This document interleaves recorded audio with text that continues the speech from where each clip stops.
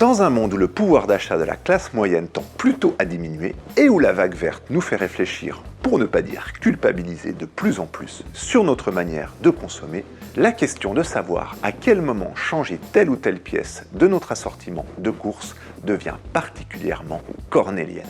Parce que de l'autre côté, vous pensez bien, la course effrénée des marques à la nouveauté, à grand renfort de pubs toujours bien alléchantes, elle ne s'essouffle pas. Ça nous ferait des vacances pourtant.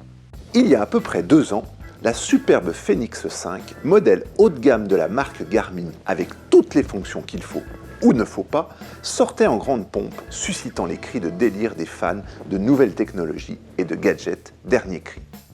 Il fallait pour cela payer autour de 700 francs quand même. De quoi réfléchir plutôt 2 fois qu'une en amont sur la vitesse de programmation de son obsolescence. Bref, cet automne est sortie la petite dernière, la Fenix 6. Déjà diront certains, enfin diront d'autres. Question de profil. Donc vaut-il la peine de brader sur Marketplace sa déjà vieille Fenix 5 ou au pire, dans un élan plein d'humanisme, de la refiler à son pote ou à son conjoint qui vient de se mettre à la course? Je vous propose de me pencher tout de suite sur la question. Bon, que dit le descriptif technique de cette nouvelle Fenix 6? Alors, plan d'entraînement, Garmin Coach, Garmin Pay. Bon, on va passer les détails des gadgets et des trucs qui étaient déjà. Plus grand écran. Ah, ça, c'est intéressant. Bon, sur la 5, moi je le trouvais déjà pas mal. Le manuel dit aussi que le cardio au poignet est plus précis. Et si c'est vrai, ça c'est bien.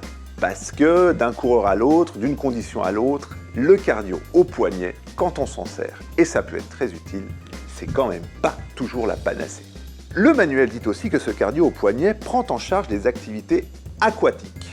Ah ça, si ça marche, c'est bien aussi pour ceux qui nagent ou qui courent sous la pluie. Parce que sous la pluie, le cardio au poignet, c'est un peu comme dans la piscine, quoi.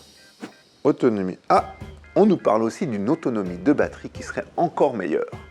Franchement, elle était déjà impressionnante sur la Fenix 5. Mais là, avec la Fenix 6, Garmin invente un mode expédition qui fait que l'autonomie peut s'étendre sur plusieurs semaines en se connectant à un GPS utilisant très peu d'énergie. C'est bien pour le marathon des sables, ça. On nous parle aussi de la musique. Désormais, on n'est plus limité comme sur la 5 à la seule appli Spotify, mais on peut aussi se connecter à Deezer et même à Amazon Music. Moi perso, je suis sur Spotify, mais de toute façon, j'écoute pas de la musique quand je cours, j'écoute la nature. Voilà pour les nouveautés principales, en dehors du design de la montre qui a lui aussi un petit peu évolué comme vous pouvez vous en rendre compte. À vous de voir maintenant si vous voulez persister sur ce chemin de perdition qu'est l'hypercroissance, l'hyperconsommation et qui va générer l'hyperdéchet, l'hyperpollution et, c'est sûr, l'explosion programmée de notre belle planète bleue. Et qui surtout va aussi, et ça c'est pas cool du tout, faire pleurer la petite Greta. Quant à moi, je vais quand même réfléchir un petit peu. Parce que c'est quand même vachement tentant d'avoir une toute nouvelle montre, toute belle, toute neuve. Et puis, la montre, finalement, c'est quand même un peu la bagnole de l'écolo-coureur, non ?